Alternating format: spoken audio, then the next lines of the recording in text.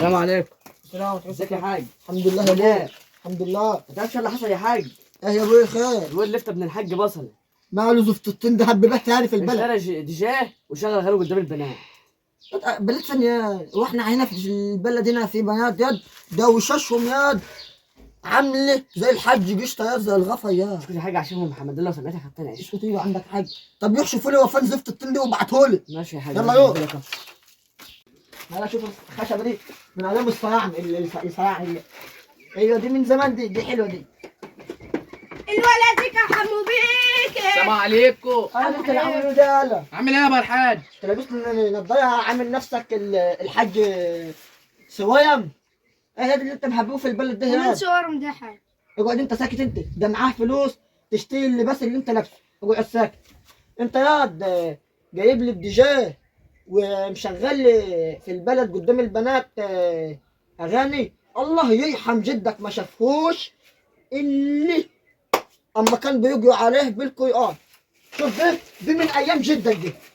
الحمد لله اللي في حاله من ريحته. يا حول الله. وانت ياض بتشغل في البلد قولوا له قولوا له مين يا حاج؟ يا ريتها وصلت لك كده. ده بيشغل حمو بيكي واسلام كابونجا وفاي السكر. لا ده انت كده عايز اللي يلم. ما انا ملوم يا ابو الحاج. المهم انت ياض تطلع تشغل اغاني ياض للبنات. هو ده العيب بنات ياض. ده الواحده فيهم حتى 2 كيلو جبس في وشها ابيض عشان تطلع صفناها. وانت ياض مش تاخدني معاك ياض.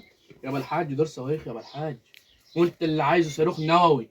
إيه عندك حاج؟ الصاروخ اللي عندي صاروخ والله صاروخ معوج. عندك حاج يا ابو الحاج، هو- الصاروخ ايه معوج على الاخر. ما كملش نص صاروخ. وحول سكتين ام محمدين هتسمع. الله يخرب بيتها خلتني جلده على عظم بنت المحمود. والله راح اقول ليه. يعني انت يعني قاسم السهي جو يا ابوي وانت ياد عامل نفسك عبد الحليم حافظ ياد. امال اعمل ايه يا ابو الحاج؟ بشغل اغاني عشان بحب البت فكيهه من الحاج مسعد. البت فاكرها ياد ده 160 كيلو ياد. ابو الحاج انا بحب المبطرخ يا ابو الحاج. المبطيخ. ايوه. طب ما ام محمد انا واخد الفيع بس عليها ايد قد كده انا عارف. والشلوفه بتاعتها ياد يا نهار اسود. ومعلم عليك اهو. محمدين ايه. الله جت يا عم محمدين بنت المحيوب. يا ابو الحاج وطي صوتك لا تسمعني. ياد انا كنت 3 متر ياد بص دلوقتي بقيت نص متر من اللي انا بشوفه منه. عادي. انت بقى الواد ده ويب لا خلى عمك اشيوفه يمسلكك السلك يا عيان عشان بتطلع تكلم بنات وسايب كبير البلد قاعد مش لاقي كلبه تقول له سمع عليكم. بلاش يا بحث. سامعني؟ تعال تمسكوا لي لحد ما يروح بحضر السلاك الكهربي علشان امسكوا السلك يا عيال. وانا امسك العمود ده. مش احسن لما انا امسكه وطين سمع عليكم. استنى بقى خمس. وانت اللي محاجي وخليك مسكني؟ طب تعالى. والله اعمل لك مشكله اديك في داي. توديني في داهيه؟ لا ده انا انزلك احسن بقى.